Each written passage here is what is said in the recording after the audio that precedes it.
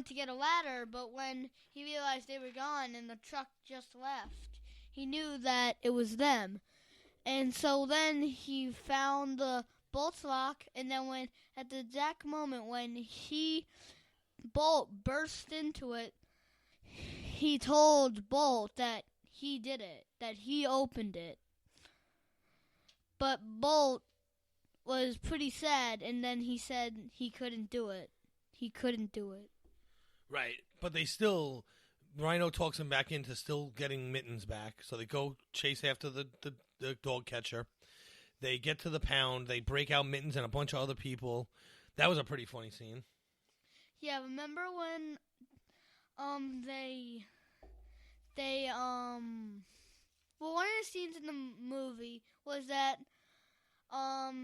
they escaped and one of the guards went around back, and then her truck exploded, and then a guard came running out, and then the woman pepper sprayed the man. Ouch. Yeah. And again, looking like the scenes from one of the TV shows, because he gets shot out, he hits the pole, the hamster gets shot forward, they end up bouncing some around, it hits the pole, that falls on the truck has propane on the back, big explosion, and she does end up pepper spraying somebody because she thought she was startled. But a whole bunch of animals get out, and at this point, later in the movie, we find Mittens tries to convince Bolt it's okay to be just a normal dog, that it's great being a dog, and she tells him a secret. And what's the cat's secret about dogs? The cats want to be like dogs. Right, that's why they don't like them so much. Wonder if that's true. I don't know. It seems like our cat is very happy to be a cat. Yeah, but we won't know that because she doesn't even like yarn. So how do we know that? She doesn't like flat or anything. That's true. So, through this, Penny is really upset, right? Yeah. And what does the TV network make Penny do? They make her stop printing files to look for Bolt because if she kept on looking for Bolt, good people were gonna lose their jobs. Okay, but why were they gonna lose their jobs? Because they were so busy looking for Bolt. Well, and more importantly, because they'd have to stop the show because people would know Bolt was missing. Yep. So what'd they do to accommodate that? They got a dog that looks like Bolt. So what had to be done is that she had to believe that was the real Bolt. Right. Well, she had to pretend that was the real Bolt. And that new Bolt was going to take the place of real Bolt on the TV show itself. Yeah. So how does this come back to really hurt Bolt later? So Bolt finally makes it to Hollywood on the big trip. Everything that happened. He finally made it to the studio that Penny was in. And then the other Bolt was on the other side of the wall. So when Bolt heard, Bolt, you came back, he thought that he meant her. And Mittens was watching the whole time. No one saw her. So Bolt just went to Penny, but then he saw the other dog. So then he walked away sadly. And Mittens saw the whole thing, so she told Bolt when he walked out of the studio that Penny was heartbroken. Right, so Penny never saw the real Bolt, and Mittens actually didn't follow Bolt originally. She just let him leave, and when Rhino came out, Rhino explained to her that he's seen this 1,000 times and that the hero's journey of being alone might be what Bolt thinks he needs, but what he really needs is a friend. So they go to Hollywood and try and meet up with him. Bolt doesn't know that Mittens and Rhino are there at this point. He thinks he's running to Penny. Penny is yelling for Bolt, but it turns out they're just practicing for the TV show. And he walks away before the old Bolt, the new Bolt, goes back to his trainer. And Mittens stays up in the rafters and sees all this, finds Bolt, Bolt asks her, "What are you doing here?" She gives him, a funny little, "Oh, I met this insane dog," and blah, blah, blah. And says, "No, I was wrong. I was wrong. She really does love you. You really do have a person that loves you. You need to go back and find her." But before any of that can happen, they go to film the scene, and the new Bolt doesn't do the job, does he? No, he ends up when he saw the the sparks with their hands, because they have like electric. The guards have like electric hands that can zap you. So the new Bolt, fell off, hit a torch, and then that set fell and went to fire quickly. So the whole studio was on fire. Yep, the whole one. And people were running out, but someone doesn't make it. Penny doesn't make it.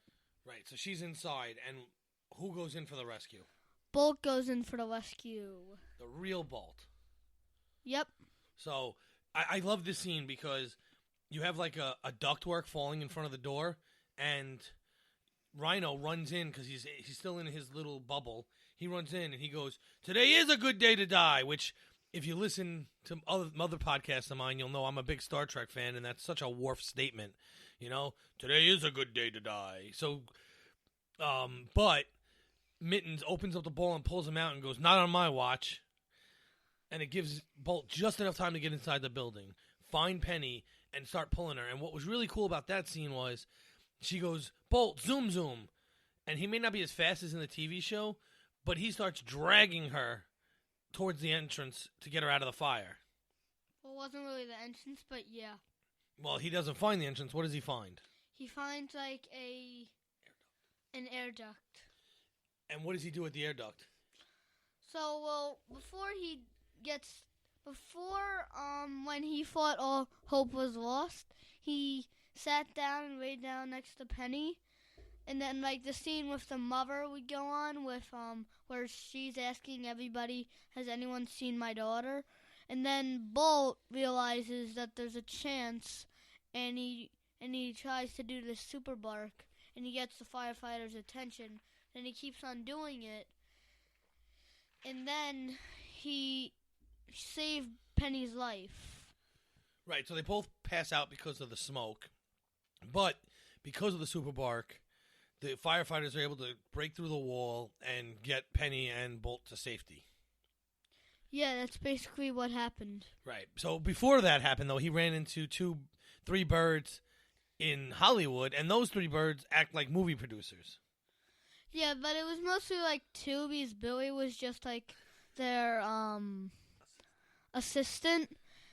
So, but they wanted to get they got a good idea of the show, and they came up with an idea. Billy came up on the stage, and this is how it went. Aliens. Yeah, and Bolt says he likes the idea, but they have to tell him more while they look for Penny. And then the whole fire scene happened. So now Penny and Bolt are reunited, and we find out, like you were saying at the very end, that Penny keeps Bolt, Rhino, and Mittens in her house, so they all get to live together. And they do show us one last scene. That last scene was Penny and Bolt playing catch. And before that scene, they had a picture of Bolt, Mittens, Penny, and Rhino all together. Right, a Polaroid picture. And she goes, "That's a keeper." Yeah. What was the last scene of the TV show we saw that they filmed? The last scene of the TV show was Penny got a new face, the new actor, and so Dr. Calico was there. Bolt comes in with his super ray vision, and then they jump out of the building, and they get abducted by aliens. So we're going the alien route, I guess. Yeah, I guess so. All right, well, that pretty much wraps up the whole movie. I think the point of the movie, maybe I'm wrong, but I think the point of the movie is to show that just because you're normal doesn't mean you're not a superhero. You don't need the powers. That Bolt was a superhero just by barking and getting the attention of the firefighters to save their lives. And what do you think about that? I think that was a great part of the movie. And what would you give this movie out of dogs, super dogs? All right. I'd give it a 4.75 out of 5. Why? Well, because I think it's an amazing movie. I think it was really good. The storylines it told were wonderful. The lesson that it teaches at the end is great. And I think the only place it fails was there. I guess the music was good, but it's not memorable. Oh, well, I thought it was, so I would give it a 5 out of 5. Oh, okay. Super dogs. 5 super dogs out of 5 super dogs. Yeah. Well, that's pretty good ratings then, because I got a 4.75 and a 5. So what was your favorite scene of the movie? My favorite scene of the movie was the super bark. At the end? Yeah. The roof. Yeah, well, I like when he super barks, too, because you see him put his one paw down, then his back paw down, and then he starts barking. Yeah. Remember that time when he did it to try and get her out of the tree? He just went nuts. Woof, woof, woof, woof, woof, woof. Well, that's what drew the attention of the dog catcher, too. Yeah. So... Would that be your funniest part of the movie? Yeah. Okay. Now, when we watched this together, you had come up with an idea that they should have done. What was your idea for a spin-off of this? Oh, I forgot. I don't know what I said. The TV show.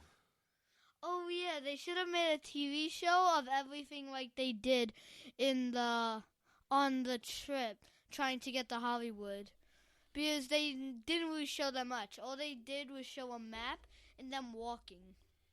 Right, in different areas, right. So they showed cutscenes of the different areas they passed, but they didn't show anything happening in them. So you want a show that goes from them leaving to them getting to Hollywood. Yeah. All right, so I think that fairly covers this movie and what you thought of it. Is there anything else you want to say about the movie before we end? No. Okay, Michael. Thank you for coming on. It was a lot of fun. Yep, this was a lot of fun. All right, and we hope to see you soon on Mickey's Marvels. Before we go, we have a great offer for you. Cuts by Magic is offering all our listeners a 10% discount on any custom order with code DOGS. Contact Cuts by Magic by searching Facebook for Cuts by Magic, CUTSBYMAGIC. Message the page and tell them DOGS, and you'll receive a 10% discount. That's for new and returning customers on your entire order. Also, Cuts by Magic is sponsoring a giveaway. If you leave a written review between now and April 1st, you will be entered into a drawing for one custom embroidered or vinyl shirt made by Cuts by Magic. So get those reviews in, and you could possibly win. Please join us on the UFP Facebook page. We hope you will drop us a message and tell us how we are doing. You can find me, Magic, on Twitch or Twitter under Magic Drop 5. There's no spaces, and the 5 is a number. You can also find me on this network with my good friend Amy Nelson, who came on here as Cinderella to on All Good Things, which is a Star Trek Universe podcast. And you can find me on the UFP page. If you comment on one of the posts of our shows or any post on UFP and tag my name in it so I see it, I will definitely respond to you. Please go to iTunes and leave us a star rating and review. That will help others find our podcast. It will also enter you into a drawing. At this time, I would like to thank our executive producers who make this all possible. They are Brandon-Shea, Ken Tripp, Zach Moore, and Tony Robinson. And after you have listened to this podcast, we hope you will drop us a message and tell us how we are doing. Keep those mouse ears open for more Mickey's Marvel. And besides, who wouldn't want to be a kid again?